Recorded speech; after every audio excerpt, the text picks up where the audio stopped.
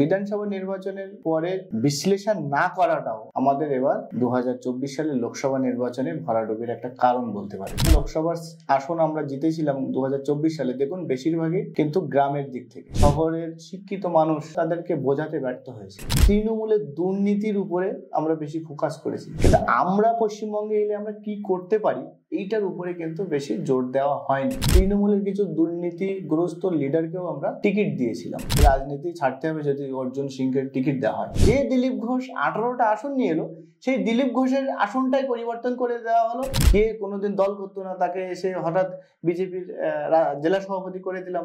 রোগটাকে নির্ণয় করে তার ওষুধ খোঁজা উচিত। আজকে প্রতিকূল পরিস্থিতিতে 18টা আনার, অনুকূল পরিস্থিতিতে 12টা আনা সাধারণ মানুষও বুঝতে পারবে। একদম অঙ্কের বিষয়, একেবারে সহজ বিষয়। দলীয় কর্মীদের হতাশ করে কখনো নির্বাচনে জেতা যাবে না।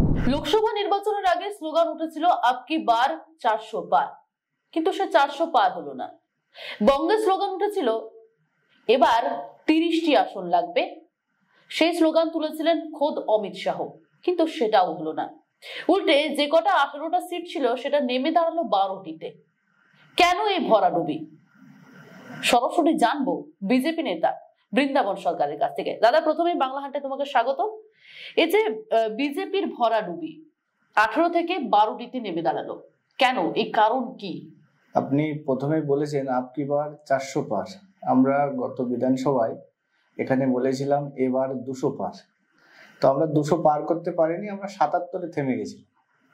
তো 77-এ কেন আমরা থেমে গেছি সেটা নিয়েও বিশ্লেষণ হয়নি দলের মধ্যে। তো মিডিয়া বিশ্লেষণ করে, কিন্তু দল কখনো বিশ্লেষণ করে না। আমি নিজেও গত বিধানসভা নির্বাচনের একটা কেন্দ্রের প্রার্থী ছিলাম। দল কখনো আমাদেরকে ডেকে এখনো প্রশ্ন করেনি যে কেন এই ভরাডুবির কারণ। কারণ এক একটা নির্বাচনী ক্ষেত্রে এক এক রকমের কারণ হতে পারে। সারা পশ্চিমবঙ্গে একই কারণে কিন্তু আমরা 77-এ থেমে যাইনি। বিভিন্ন কেন্দ্রে বিভিন্ন রকমের কারণ থাকতে পারে। তো সব থেকে বলবো যে প্রার্থী যিনি হন তিনি ভোটে জিততে লড়েন, কেউ হারতে লড়েন না। তো প্রার্থী জানেন যে কোথায় কোন গলতগুলো হয়েছে, যার জন্য সেই কেন্দ্রে হেরেছে। তো বিধানসভা নির্বাচনের পরে এই বিশ্লেষণ না করাটাও আমাদের এবার 2024 সালের লোকসভা নির্বাচনে ভরাডুবির একটা কারণ বলতে পারেন। কারণ আমরা দেখি যে নিচু স্তরের কর্মীরা কখনো কখনো নেতৃত্বের কথায় সাহস পান, আবার নেতৃত্বের কথায় কখনো কখনো মনোবলও ভাঙেন। 2019 সালের আগে যেভাবে প্রতিকূল পরিস্থিতির মধ্যে আমাদেরকে 18টা সিট জিততে হয়েছিল, এবার 2024 সালে কিন্তু অনেক অনুকূল পরিস্থিতি ছিল বিজেপির কাছে। অনেক তৃণমূলের নেতা দুর্নীতিতে জেলে ছিলেন, কিন্তু আবার আমরা অনেকগুলো প্রতিশ্রুতি যেগুলো নরেন্দ্র মোদী দিয়েছিলেন সেগুলো আমরা পূরণ করতে সক্ষম হয়েছি। এবং প্রধানমন্ত্রী নিজে এসে এতগুলো কেন্দ্রে তিনি প্রচার করেছেন, তারপরে আমরা হেরেছি। আমার মনে হয় যে এই হারের যথেষ্ট কারণ আছে এবং কারণগুলো তদন্ত করা উচিত। এবং দলের ঊর্ধ্বতন কর্তৃত্বকে, মানে যারা দলকে ডিসিশন মেকার এখন দলের, তাদের কিন্তু এগুলো নিয়ে তদন্ত করে ব্যবস্থা নেওয়া উচিত। অর্থাৎ রোগটাকে নির্ণয় করে তার ওষুধ খোঁজা উচিত। একদম। আপনি বললেন যে প্রধানমন্ত্রী নরেন্দ্র মোদী প্রচার করেছেন, আমরা দেখেওছি বারে বারে এসেছেন লোকসভা ভোটের বিভিন্ন কেন্দ্রে, তিনি ঘুরেছেন, অমিত শাহ এসেছেন, কিন্তু শহরতলিতে যেভাবে প্রচার হয়েছে, গ্রামের স্তরে কি সেভাবে প্রচার হয়েছে? দেখুন, আমাদের পশ্চিমবঙ্গে আগে গ্রাম পরিবর্তন হয়, তারপর শহর পরিবর্তন হয়। আমরা যে কটা লোকসভার আসন আমরা জিতেছিলাম 2024 সালে, দেখুন বেশিরভাগই কিন্তু গ্রামের দিক থেকে। এবং পঞ্চায়েতেও আমরা জিতেছি। তার যদি নিরিখে আপনি বলেন তাহলে কিন্তু পৌরসভাতে আমরা তেমন ফল করতে পারিনি। তো গ্রাম অনেক আগে পরিবর্তন হয়ে গেছিল। গ্রামে এতটা প্রচারের হয়তো প্রয়োজন ছিল না, গ্রামের মানুষ কিন্তু বিজেপির পক্ষে রায় দিয়েছিল। কিন্তু শহরের ইন্টালেকচুয়াল লোক, শহরের শিক্ষিত মানুষ, তাদেরকে বেশি ফোকাস করা হয়েছিল, কারণ তারা ইনফ্লুয়েন্সার এখন। তো সেক্ষেত্রে আমরা মনে হয় তাদেরকে বোঝাতে ব্যর্থ হয়েছে। আচ্ছা, কি কি আরো ইস্তেহার সামনে রাখলে হয়তো ফল অন্যরকম হতে পারতো, কি মনে হচ্ছে? দেখুন, প্রথম কথা, দান খয়রাত করে দেশ চালানো যায় না। দেশের মানুষকে আরো বেশি সক্ষম, আরো বেশি কর্মসংস্থান তৈরি করে দিলে মানুষ অর্থনৈতিকভাবে স্বাবলম্বী হতে পারে এবং তারা ভিক্ষাবৃত্তি ছেড়ে তারা নিজ নিজ কাজে তারা প্রতিষ্ঠিত হতে পারে। তো আমার মনে হয় যে ইশতেহারে আরো বেশি পশ্চিমবঙ্গে কলকারখানা কিভাবে তৈরি হওয়া যায়, আরো বেশি কর্মসংস্থান কিভাবে তৈরি করা যেত, এগুলো নিয়ে আরো বেশি ফোকাস দেওয়া হতো। আমরা বেশিরভাগ তৃণমূলের দুর্নীতির উপরে আমরা বেশি ফোকাস করেছি, যে তৃণমূল দুর্নীতি করেছে, কিন্তু আমরা পশ্চিমবঙ্গে এলে আমরা কি করতে পারি এইটার উপরে কিন্তু বেশি জোর দেওয়া হয়নি। তো এটাও একটা কারণ বলতে পারেন। এবং ইশতেহারে কিন্তু যুবক, এখন সবার হাতে স্মার্টফোন আছে, সবাই শিক্ষিত, তো শিক্ষিত ছেলেদের কিভাবে কাজ আসবে সেটা কিন্তু ইশতেহারে আরো বেশি জোর দেওয়ার দরকার ছিল। আচ্ছা, আপনি বললেন একটা কথা যে বিধানসভা নির্বাচনের যে হার হয়েছিল 2021-এর, সেই সময় বিজেপির তরফ থেকে সেরকম ভাবে কোনো আলোচনা করা হয়নি।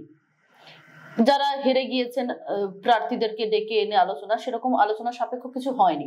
লোকসভা নির্বাচনেও তো বেশ ভরাডুবি হয়েছে, এখানে কি কোনো রকম কোনো আলোচনার কথা জানিয়েছেন বিজেপি নেতৃত্ব, রাজ্য বিজেপি নেতৃত্ব? প্রথম কথা, আমার যেটা ব্যক্তিগত মতামত, যে 2021 সালের নির্বাচনের আগে আমরা দুর্নীতি নিয়েই সব থেকে বেশি সরব হয়েছিলাম, কিন্তু আমরা সেই দুর্নীতির বিরুদ্ধে প্রচার করে আমরা দুর্নীতিগ্রস্ত দলের কিছু লোককে টিকিট দিয়ে দিয়েছিলাম, যারা দীর্ঘদিন ধরে বিজেপি কার্যকর্তা, বিজেপির টিকিট, সবাই রাজনীতিতে কিছু না কিছু উদ্দেশ্য নিয়ে আসে, প্রচুর রাজনৈতিক নেতা আসে, তারা চায় যে তারাও টিকিট পেয়ে বিজেপির এমএলএ হোক, এমপি হোক, কিন্তু আমরা তাদেরকে বঞ্চিত করে তৃণমূলের কিছু দুর্নীতিগ্রস্ত লিডারকেও আমরা টিকিট দিয়েছিলাম।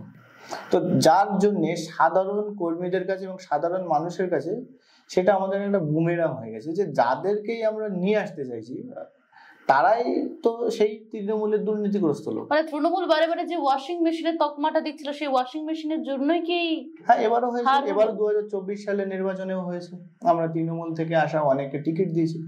আমার ব্যক্তিগত মতামত যে এবারে তো অর্জুন সিংকে তো টিকিট দেওয়া উচিত হয়নি, তিনি এত পার্টিবাজ। তাকে আমার নিজের স্ত্রীও আমাকে বলছিলেন যে রাজনীতি ছাড়তে হবে যদি অর্জুন সিংকে টিকিট দেওয়া হয়। তা আমি একজন বিজেপির অ্যাক্টিভ কার্যকর্তা, আমার যদি পরিবার থেকে বলে যে অর্জুন সিংকে যদি দুবার টিকিট দেয় তাহলে রাজনীতি আর করতে হবে না, রাজনীতি ছেড়ে দাও, তাহলে সাধারণ যারা কর্মী তাদের মনে কি প্রভাব পড়েছে সেটাও তো দেখতে হবে। একদমই। আর এর পাশাপাশি দিলীপ ঘোষ, যে দিলীপ ঘোষ কিনা বিজেপির 2019 সালে যে বিজেপির এত হঠাৎ করে 18টি সিট পেয়ে যাওয়ার, তার কিন্তু একটা বড় ক্রেডিট রয়েছে দিলীপ ঘোষের। সেই দিলীপ ঘোষকে তার জায়গা পরিবর্তন করে অন্য একটি লোকসভা কেন্দ্রে দেওয়া হয়েছে, যেখানে দিলীপ ঘোষ কিনা দুবার জয়ী হয়েছিলেন, জয়ী সাংসদ। সেই কেন্দ্র পরিবর্তন করে তাকে বর্ধমান দুর্গাপুরে দেওয়া হয় এবং সেখান থেকে তিনি হেরে যান। মানে দিলীপ ঘোষের হার যেন শাসকরাও মেনে নিতে পারছেন না।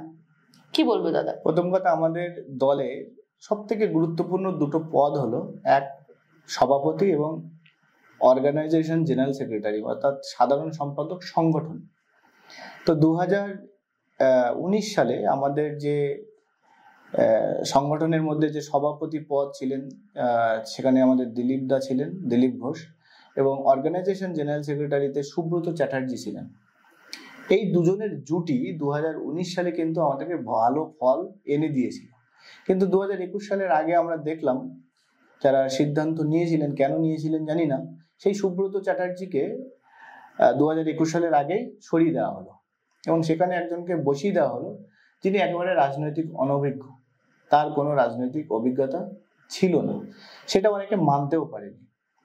এবার যে জুটিটা আমাদের কাছে এসছে এই নির্বাচনে, সেখানে কিন্তু সুকান্ত মজুমদার এবং, আমি নাম ধরেই বলছি, শুভেন্দু অধিকারী সব থেকে বেশি গুরুত্ব দেওয়া হয়েছে।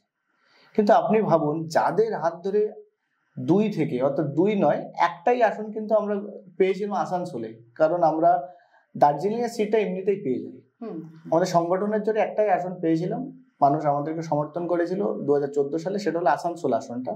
তারপরে 1 থেকে 18টা যারা নিয়ে আসলো, তাদের ভাগ্যে এরকম পরিবর্তন হয়ে যাবে আমি জানি না। যে দিলীপ ঘোষ 18টা আসন নিয়ে এলো, সেই দিলীপ ঘোষের আসনটাই পরিবর্তন করে দেওয়া হলো। তিনি তো বারবার বলছেন যে আমার কাছ থেকে কোনো সিদ্ধান্তই নেওয়া হয়নি, আমাকে একবার জিজ্ঞাসা করা হয়নি। তো এটা তো বাস্তব। তো এটা আমার মনে হয় যে ওনার সাথে অন্যায় করা হয়েছে। আসন পরিবর্তন হারে একদম, যিনি 5 বছর ধরে এমপি হয়ে সেখানকার মানুষের সাথে থেকে কাজ করেছেন, তাকে অন্য জায়গায় অচেনা জায়গায়, যেখানে সংগঠন নেই, যেখানে। আচ্ছা, দিলীপ ঘোষ আজকে একটি পোস্ট করেছেন এক্স হ্যান্ডেলে, সেখানে তিনি বলেছেন ওল্ড ইজ গোল্ড। কিভাবে দেখছেন বিষয়টা? ওল্ড ইজ গোল্ড, এটা তো অবশ্যই, কারণ সব থেকে বড় বিষয় হলো অভিজ্ঞতা। যারা নির্বাচনে হেরেছেন তারা শুধু নির্বাচনে হারেন না, তারা হারের কারণগুলো নিয়ে একটা অভিজ্ঞতা তাদের মধ্যে সঞ্চয় হয়। এবং যারা দীর্ঘদিন ধরে সংগঠন করছেন তাদের মধ্যে ভালো মন্দ বোঝার ক্ষমতা আছে, এবং তারা বোঝেন যে কোন কোন ভুলগুলো আমরা বিগত দিনে করেছি এবং এগুলো করা যায় না। তো সেখানে যদি আপনি হঠাৎই অন্য আরেকজনকে নিয়ে যদি বসিয়ে দেন, তো সেক্ষেত্রে তো ভরাডুবি হবেই। তো সেই জন্য দিলীপ দা হয়তো বলেছেন ওল্ড ইজ গোল্ড, অর্থাৎ যারা পুরনো, এবং আমরা এটাও জানি পুরনো চাল ভাতে পারে, তো যারা পুরনো তাদেরকে তো রাখতে হবে সামনে, নতুনরা শিখবে, তারপর শেখার পরে তারা আস্তে আস্তে আস্তে আস্তে তারা রাজনৈতিকভাবে তাদের প্রতিষ্ঠিত তারা হবে, তারা অভিজ্ঞতা সঞ্চয়ের মাধ্যমে তারা ওই জায়গায় যাবে। যদি হেলিকপ্টার ল্যান্ডিং হয় তাহলে এ তো সমস্যা তো হবেই। উপর থেকে একজনকে এনে চাপিয়ে দিলাম, কে কোনোদিন দল করতো না, তাকে এসে হঠাৎ বিজেপির জেলা সভাপতি করে দিলাম, তো তার অভিজ্ঞতা নেই। যার অভিজ্ঞতা আছে তার সে অভিজ্ঞতা কাজে লাগাতে হবে। সেই জন্যই দিলীপ দা বলেছেন ওল্ড ইজ গোল্ড, পুরনোদের চাই যারা ভালো ফল করেছেন। আচ্ছা, আমরা এর আগে দেখেছি রাজ্য বিজেপির আদি বিজেপি এবং নব্য বিজেপির মধ্যে গোষ্ঠীদ্বন্দ্ব চরম আকার নিয়েছিল, এবং তা নিয়ে কিন্তু বঙ্গ রাজনীতিতে একটা বিশাল চর্চা হচ্ছিল। এটাও কি কোনো একটা কারণ বিজেপির এই হারের পিছনে? দেখুন, দল যদি মনে করে এই গোষ্ঠী দ্বন্দ্ব একেবারে নির্মূল না করতে পারলেও কিছুটা সমাধান করতে পারে। আমি আগেও বলেছি যে রাজনীতিতে আমরা আসি কোনো না কোনো একটা উদ্দেশ্য নিয়ে। তো আমি যে মুখ্যমন্ত্রী হব, আর একজন মুখ্যমন্ত্রী, 10 জন তো মুখ্যমন্ত্রী হবে না, মুখ্যমন্ত্রী হলে একজন হবে। তো যাদের সেই জায়গায় যাওয়ার মতন অভিজ্ঞতা আছে, যাদের সেই জায়গায় যাওয়ার মতন তারা অর্থাৎ যোগ্যতা আছে, তো তাদের দুজন যদি যোগ্য হয় তো দুজনকে তো মুখ্যমন্ত্রী করা যায় না। তো সেখানে আমার মনে হয় যে যারা এই কম্পিটিশনে নিজেদের মধ্যে গোষ্ঠীদ্বন্দ্ব করছে তাদেরকে নিয়ে বসিয়ে, তাদেরকে নিয়ে ঊর্ধ্বতন নেতৃত্ব অর্থাৎ কেন্দ্রীয় নেতৃত্ব কিন্তু দুজনের গোল সেট করে দিতে পারত, যে হ্যাঁ এখানে এনার গোল আছে, তুমি ওখানে সেট হয়ে যাও। তো এতে কিন্তু গোষ্ঠীদ্বন্দ্ব কমে। কিন্তু আমার মনে হয় না দল কখনো যারা এই নেতৃত্ব আছে তাদেরকে নিয়ে কোনোদিন বসেছেন কিনা তা আমি জানি না। আরো একটা কথা খুব ইন্টারেস্টিং আমাদের দলের মধ্যে আছে, আমরা নিচুতলার কর্মীদের সবাইকে বলি সবাইকে নিয়ে কাজ করতে হবে, কাউকে বাদ দিলে হবে না। কিন্তু যিনি বক্তা তিনি তার স্তরে, অর্থাৎ যদি বুথে যান তাহলে শক্তি প্রমুখ গিয়ে বলছে বুথে সবাইকে নিয়ে কাজ করতে হবে, কিন্তু শক্তি প্রমুখ নিজে সবাইকে নিয়ে কাজ করেন না। শক্তি প্রমুখকে ধমক দিচ্ছে মন্ডল সভাপতি, সবাইকে নিয়ে কাজ করতে হবে, কিন্তু মন্ডল সভাপতি নিজেই সবাইকে নিয়ে কাজ করেন না। মানে ঠিক মতো সংগঠন নেই। সংগঠন আছে, কিন্তু বিষয় হলো গোষ্ঠীদ্বন্দ্বের কথা। আপনি বলছেন গোষ্ঠীদ্বন্দ্বের কথা, তো সংগঠন আছে, দলের মধ্যে সমঝোতা নেই। এই সমঝোতাটা কিন্তু ঊর্ধ্বতন নেতৃত্বও কিন্তু আমাদের নিচুতর কর্মীদের মধ্যে কখনো কখনো বিষ ছড়িয়ে দিচ্ছে, কারণ সবাই সবার একটা লবি তৈরি করার চেষ্টা করছে। এতে কিন্তু কোথাও কেউ দায়িত্ব পাচ্ছেন, আরেকজনকে দায়িত্ব পেলেই কোণঠাসা করে দিচ্ছে। দায়িত্বটাকে কেউ দায়িত্ব ভাবছে না, পদ ভেবে নিয়ে তার ক্ষমতা ভাবছেন। একজন আরেকজনকে ডমিনেট করার চেষ্টা করছেন, তো আরেকজন অভিজ্ঞ মানুষে হয়তো ডমিনেট হয়ে যাচ্ছে, তো সে তখন আস্তে আস্তে হার মেনে ঘরে বসে আছে। এরকম হয়েছে অনেকে। আচ্ছা, তৃণমূলের তরফ থেকে বলা হচ্ছে বিজেপির কিছু জয়ী সাংসদ, যারা এই হবু সাংসদ আর কি জয়ী হয়েছেন প্রার্থী, বিজেপি প্রার্থীরা, তারা হয়তোবা তৃণমূলে যেতে পারেন বলে তৃণমূলের তরফ থেকে বলা হচ্ছে। তারা আভাস পাচ্ছেন এবং আগে থেকে ইঙ্গিত দিচ্ছেন। তৃণমূলের শীর্ষ নেতৃত্ব কিন্তু এই দাবি করছেন। আপনার কি মনে হয়, যেতে পারেন? দেখুন, এটা তো ভবিষ্যৎ বলবে, কিন্তু অতীত দেখেও তো অনেক সময় ভবিষ্যৎ আন্দাজ করা যায়। আমরা বিগত দিন আমরা কোনোদিন ভাবিনি যে বাবুল সুপ্রিয়র মতন মানুষ তৃণমূলে চলে যাবেন, অর্জুন সিং এর মতন মানুষ আবার তৃণমূল থেকে এসে আবার তৃণমূলে চলে যাবেন, এগুলো আমরা ভাবিনি। এছাড়া আমরা দেখেছি যারা বিগত দিনে এমপি থেকেছেন, শেষ সময় টিকিট না পেয়ে তারা কিন্তু আবার চলে গেছেন, যেমন কুনাল হেমব্রম চলে গেছেন।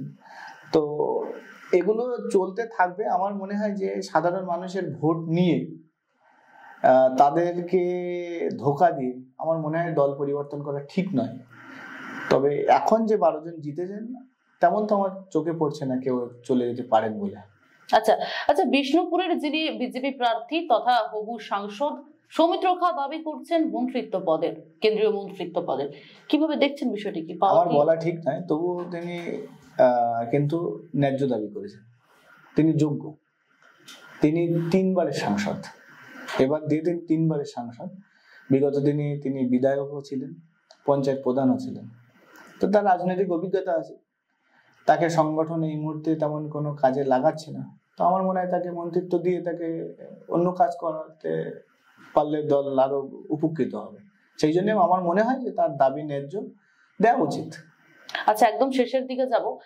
লোকসভা নির্বাচনে তো আমরা দেখলাম এই বঙ্গে বিজেপির ফলাফল, সামনেই 26-এর বিধানসভা নির্বাচন।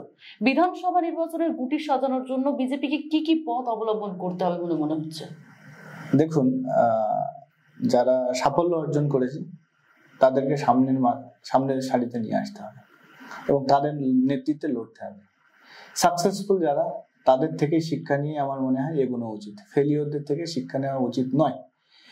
তো আমার মনে হয় যে নেতৃত্ব সিদ্ধান্ত নিক যে কাদের দ্বারা বিগত দিনে সাফল্য এসছে, তাদের সাফল্য সেই অভিজ্ঞতা কাজে লাগানো যাক।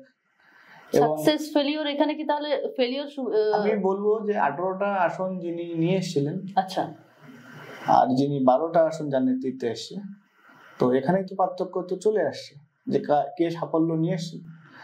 আজকে প্রতিকূল পরিস্থিতিতে 18টা আনার, অনুকূল পরিস্থিতিতে 12টা আনা, এটা তো সাধারণ মানুষও বুঝতে পারবে, একদম অঙ্কের বিষয়, একেবারে সহজ বিষয়।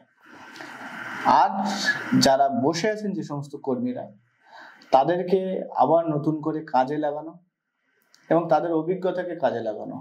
শুধুমাত্র আমি নির্বাচনের সময় তাদেরকে ভোটের কয়েকদিন আগেই ডেকে নিয়ে এলে নির্বাচনটা সেরে নেব, এটা কিন্তু হওয়া সম্ভব নয়। আচ্ছা, বুথ স্তরে কি সেরকম বিজেপি নেতৃত্ব নেই বলে অভিযোগ আসছে অনেক দিক থেকে? প্রথম কথা, তৃণমূল যেভাবে মার দাঙ্গা, যেভাবে সাধারণ মানুষের উপর অত্যাচার করছে, তাতে ভীতু সন্তুষ্ট হয়ে বিজেপির অনেক কর্মীরা বসে যাচ্ছে। তো সেক্ষেত্রে তারা ভেবেছিল যে কেন্দ্রে সরকার আছে এবং মজবুত একটা সরকার আছে, তাদের দ্বারা কোনো রকমে সুরাহা পাবে। কিন্তু সেক্ষেত্রে অনেক সময় কিন্তু আমাদের দলীয় কর্মীরাও হতাশ হয়েছে। দলীয় কর্মীদের হতাশ করে কখনো নির্বাচনে জেতা যাবে না। আর একটা বিষয় হলো, আমরা নির্বাচনের আগে যে ধরনের রিপোর্ট আমরা পাঠাতে দেখেছি, সেখানে প্রচুর পরিমাণে জল মেশানো থাকে, কারণ আমরাও একেবারে নিচু স্তরে রাজনীতি করেছি, সেখানে জল মেশানো থাকে। তো তার জন্য আলাদা টিম করে যাতে জল মেশানো না যায়, তো সেক্ষেত্রে মনিটরিং করা উচিত আছে, তাহলেই কিন্তু সাফল্য আসবে। অসংখ্য ধন্যবাদ দাদা তোমাকে। আমাদের সঙ্গে এতক্ষণ ছিলেন বিজেপি নেতা বৃন্দাবন সরকার। আপনারা দেখতে থাকুন বাংলা হান্ট।